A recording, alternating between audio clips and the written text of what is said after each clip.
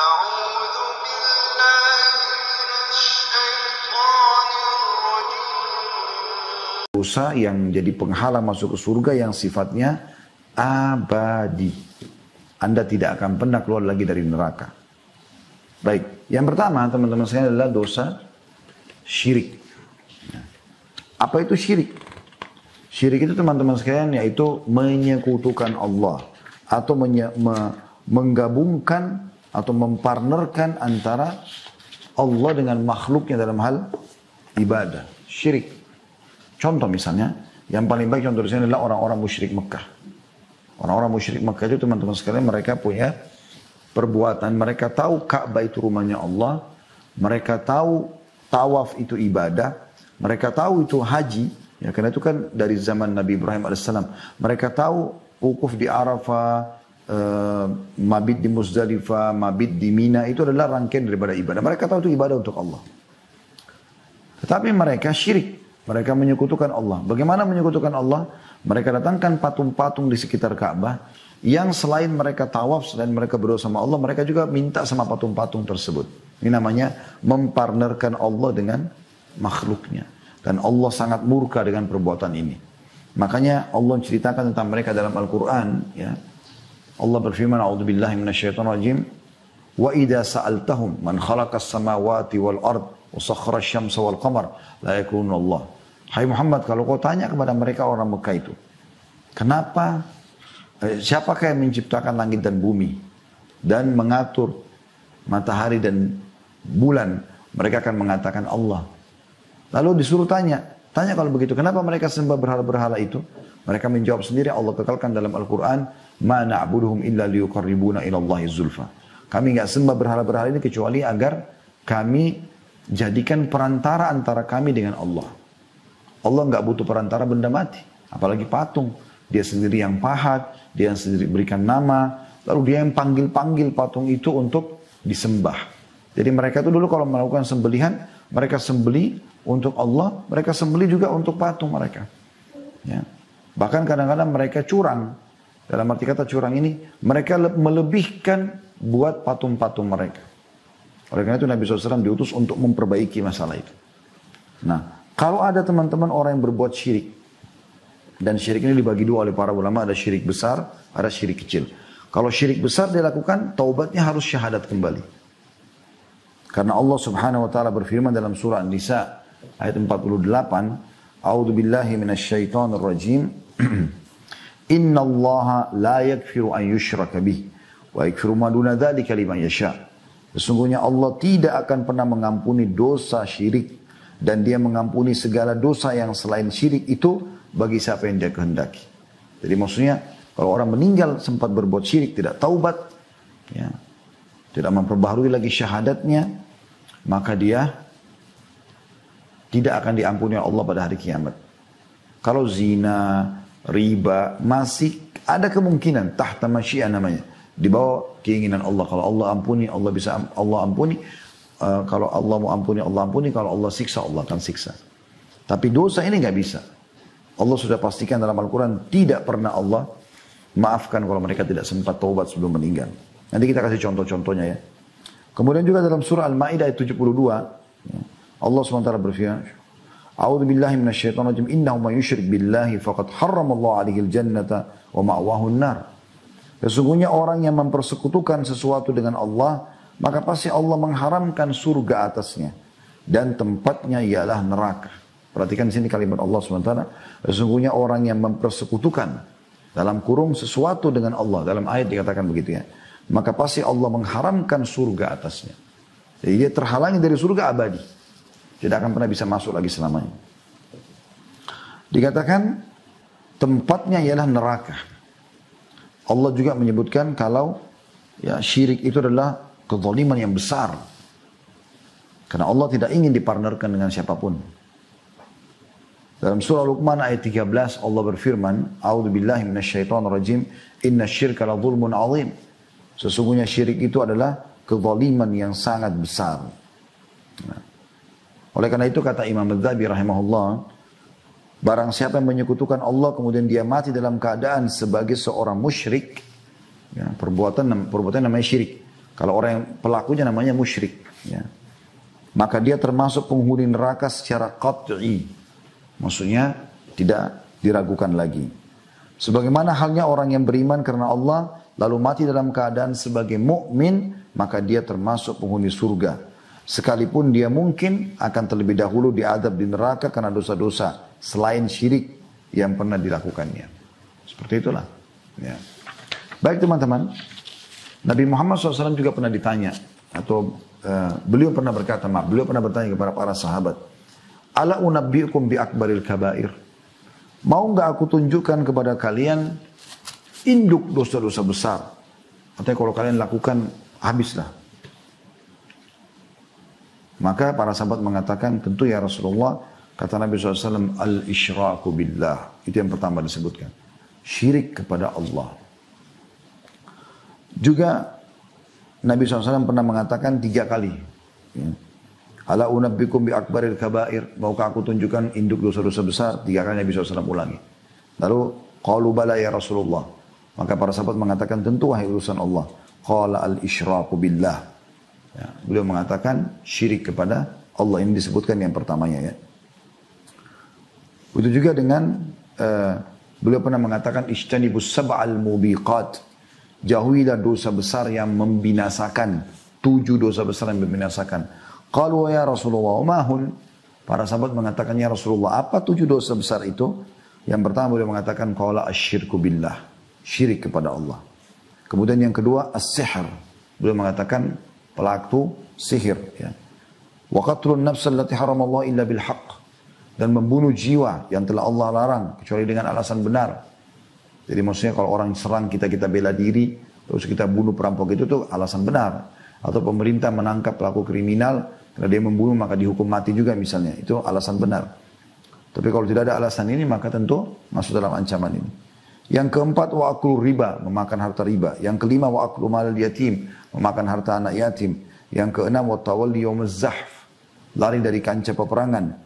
Nah, dan yang ketujuh wa qadhful muhsanatil mu'minatil ghafilat, menuduh wanita yang baik-baik ya lagi lalai melakukan perbuatan zina, gosip tentang dia.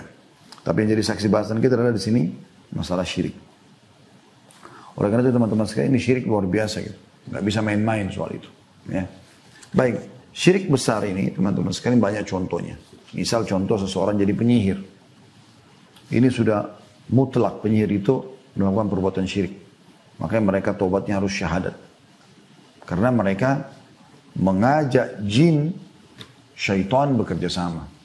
Menyekutukan Allah subhanahu wa ta'ala. Menganggap ada kekuatan selain kekuatan Allah subhanahu wa ta'ala. Ya. Menyembeli untuk selain Allah. Menyembeli untuk kuburan, untuk laut, untuk gua. Ya. Ini termasuk syirik besar.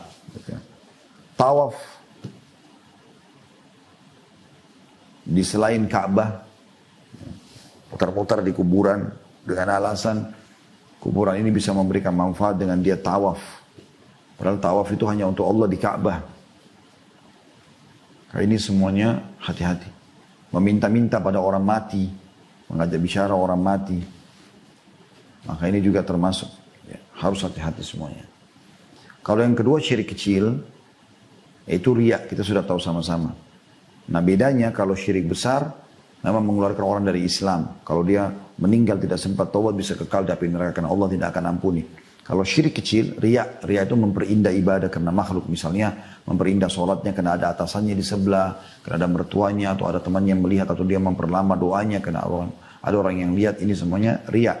Nah kalau ini tidak mengeluarkan dari Islam. Dan yang hancur adalah hanya amal itu saja. Jadi riya misalnya dalam sholatnya, sholat itu tidak diterima. Gitu ya. Dan dia tidak akan mengekalkan dalam api neraka. Tapi dia juga dosa besar. Tetap bisa disiksa di dalam api neraka. Dan ini yang pertama teman-teman sekalian. Dari 3 jenis dosa yang menjadi penghalang masuk ke surga. Yang sifatnya penghalang abadi ya. Karena saya bilang tadi kalau kita bahas semuanya. Termasuk penghalang sementara dari dosa-dosa besar. Yang ada maka itu malah akan panjang bahasanya. Dan Anda bisa kembali ke bahasan kami di bahasan tentang dosa-dosa besar. Insya Allah sudah 140 sekian dosa besar.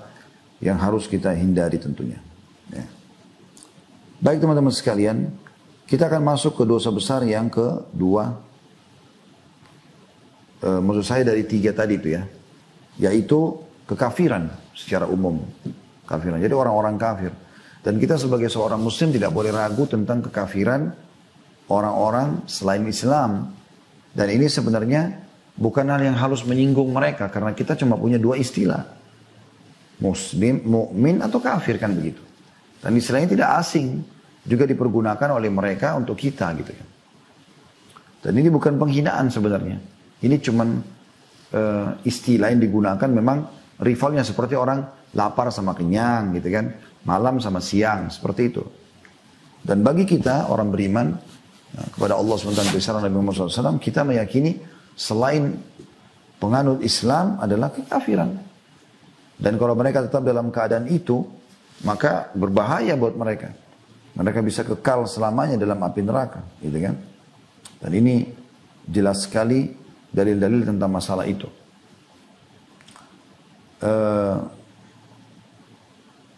Kita misalnya coba lihat ya. Dalil yang pertama teman-teman, kalau bisa lihat, buka Al-Quran, surah Al-A'raf. Ya. Surah nomor 7 ayat 40 sampai 42. Surah Al-A'raf, surah nomor 7 ayat 40 sampai 42. Bunyinya begini. A'udzu billahi minasyaitonir rajim. Innal ladzina kadzdzabu biayatina wastakbaru anha la tufattahu lahum abwabus samai wa la yadkhuluna jannata hatta yalijal jamalu fi sammil khiyat. Wa kadzalika najzil mujrimin. Lahum min jahannama mihadun wa min fawqihim gawas. Atau gawash. Lahum, ya. Saya ulangi, maaf. Lahum min jahannama mihadun wa min fawqihim gawash. Wa kadzalika najzil zalimin. Yang artinya, sesungguhnya orang-orang yang mendustakan ayat-ayat kami, Al-Quran sudah datang, Nabi Muhammad SAW sudah membawa risalah, mereka tetap tidak mau beriman, dan menyombongkan diri terhadapnya. Dari mana kebenaran itu? Dari Islam misalnya. Sekali-kali tidak akan dibukakan bagi mereka pintu-pintu langit, dan tidak pula mereka masuk ke dalam surga. Ya, di sini maksudnya tidak akan masuk secara abadi ya, kalau mereka meninggal dalam keadaan kufur. Hingga unta masuk ke dalam lubang jarum. Coba teman-teman sekalian bayangkan, unta bisa masuk nggak ke lubang jarum? Lubang jarum kecil gitu, untuk taruh benang gitu. Kan mustahil. Artinya mustahil mereka masuk ke dalam surga. Demikianlah kami memberi pembalasan kepada orang-orang yang berbuat kejahatan. Mereka mempunyai tikar tidur dari api neraka, dan di atas mereka ada selimut juga dari api neraka. Demikian kami memberikan balasan kepada orang-orang zalim. Kan gitu. Makanya Nabi Muhammad SAW pernah menjelaskan dalam sebuah hadis yang sahih. Kata beliau SAW, tidak ada seorang pun dari Yahudi, Nasrani, yang Majusi, penyembah api. Karena Yahudi Nasrani anda tahu tentunya ya. Majusi penyembah api. Yang mendengarkan aku diutus menjadi nabi, kemudian mereka tidak beriman pada risalah yang aku bawa, dan mereka meninggal dalam keyakinan itu, bukan muslim, kecuali mereka pasti akan masuk ke dalam api neraka. Gitu kan? Jadi ini sebuah konsep akidah dasar seorang muslim.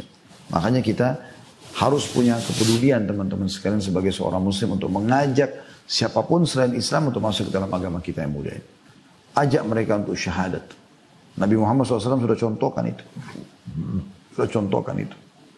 Dari sini juga kita ambil pelajaran penting teman-teman sekalian. Tidak adanya prinsip yang mengatakan semua agama sama. Enggak sama. Beda. Ya, beda. Karena Allah mengatakan dalam surah Al-Imran, surah nomor 3 ayat 19, A'udzubillahi minasyaitonirrajim, innad dina indallahi Islam. Agama yang diterima di sisi Allah hanya Islam. Dalam Al-Imran juga ayat 88 ayat 85-nya Allah SWT mengatakan a'udzubillahi minasyaitonirrajim wa may yabtaghi ghairal islamiyyin fala yuqbala min wa fil akhirati minal khasirin. Siapa yang coba-coba milih selain Islam sebagai agamanya, maka tidak akan diterima darinya, dan dia di akhirat termasuk orang-orang yang rugi. Teman-teman bisa kembali ke ceramah kami juga di YouTube kalau ada yang mau lebih jauh dengar insya Allah tentang masalah ini. Ada panjang lebar saya jelaskan di judulnya Hiduplah Mulia dengan Islam. Nah, bagaimana saya paparkan panjang lebar tentang masalah itu teman-teman sekalian.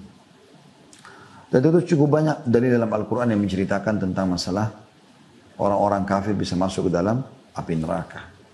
Seperti itulah ya.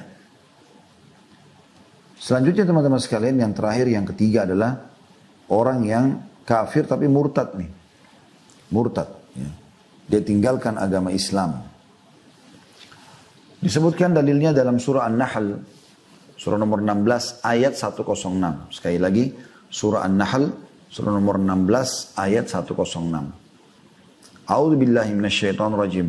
Man kafara billahi min ba'di imanihi illa man ukriha wa qalbu mutmainnun bil iman walakin man syaraha bil kufri sadran fa alaihim ghadabun minallahi wa lahum adzabun azim. Barang siapa yang kafir kepada Allah sudah dia beriman, maksudnya murtad. Tadinya dia muslim lalu dia keluar dari agama Islam. Kecuali orang-orang yang dipaksa kafir padahal hatinya tetap tenang dalam beriman.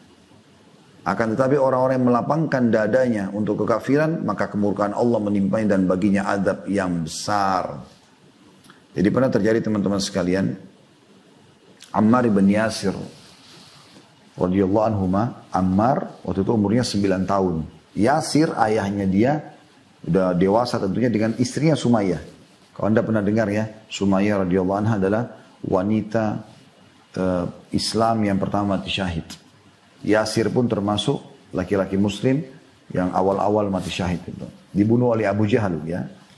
Nah, di depan matanya Ammar, waktu itu umurnya 9 tahun, dia lihat ibu sama ayahnya dibunuh oleh Abu Jahal. Sumayyah itu ditusuk perutnya lagi hamil. Mati. Yasir pun ditusuk mati. Maka Ammar waktu itu masih 9 tahun. Disiksa dia sama Abu Jahal. Abu Jahal mengatakan, saya tidak akan bunuh kau seperti kedua orang tuamu. Tusuk langsung mati. Saya akan bunuh kau pelan-pelan. Saya akan kulitin kamu. Kecuali kau meninggalkan agama Muhammad. Maka karena dia takut, dia tidak bisa tahan siksaan itu, maka dia pun mengatakan, baiklah. Abu Jahal rupanya tidak puas. Ya. Dia bilang, baiklah, maksudnya saya tinggalkan agama Muhammad. Abu Jahal tidak puas, lewat seekor unta, kata Abu Jahal, saya tidak akan lepaskan kau sampai kau bilang, unta ini Tuhanku. Betul-betul kalimat kufur. Jadi bukan lagi Allah, tapi unta ini. Maka Ammar mengatakan, unta itu Tuhanku. Karena kesakitan udah. Maka dibebaskan oleh Abu Jahal. Setelah itu Ammar menyesal luar biasa. Kenapa dia tidak susul saja kedua orang tuanya mati syahid. Tapi 9 tahun kita bisa bayangkan bagaimana anak-anak 9 tahun pastilah ketakutan gitu kan. Lalu dia datang kepada Nabi SAW dan dia sampaikan masalah itu. Ya Rasulullah, begini kejadiannya. Apa kata Nabi SAW dalam hadis yang sahih? Diriwayatkan oleh Al-Hakim dalam kitab Mustadrak, Al-Baihaqi dalam Sunan Al-Kubra. Ya. Dia mengatakan, Kaifa tajid qalbak? Bagaimana pada saat itu hatimu, hai Ammar? Ammar bilang, mutmainnun bil iman. Hatiku sangat tenang dengan keimanan. Aku tidak pernah niat mau murtad. Gitu. Kata Nabi SAW, in adu fa'ud. Kalau begitu, kalau mereka paksa lagi kau besok mengucapkan itu, maka ucapkan saja. Karena kau tidak maksud itu. Tetapi jadi saksi bahasan kita adalah potongan awal daripada ya, hadis ini. Bagaimana, atau potongan awal ayat ini dalam surah An-Nahl tadi. Barang siapa yang kafir kepada Allah sesudah dia beriman, maka dia akan mendapatkan murka Allah. Kecuali orang yang dipaksa kafir, dari kisah Ammar radhiyallahu anhu, padahal hatinya tetap tenang dalam keadaan atau dalam iman. Akan tapi orang-orang yang melapangkan dadanya untuk kekafiran, maka kemurkaan Allah menimpanya dan baginya azab yang besar. Disebutkan dalam sebuah hadis yang sahih, man baddala dinahu faqtuluh. Siapa yang mengganti agamanya, maka hukumnya adalah hukuman mati. Jadi saking tegasnya. Tapi tentu ini bukan individu yang melakukannya, tetapi ya, pemerintah muslim yang ada gitu ya. Allahu a'lam. Jadi ini insya Allah teman-teman sekalian bahasan yang bisa kita sampaikan.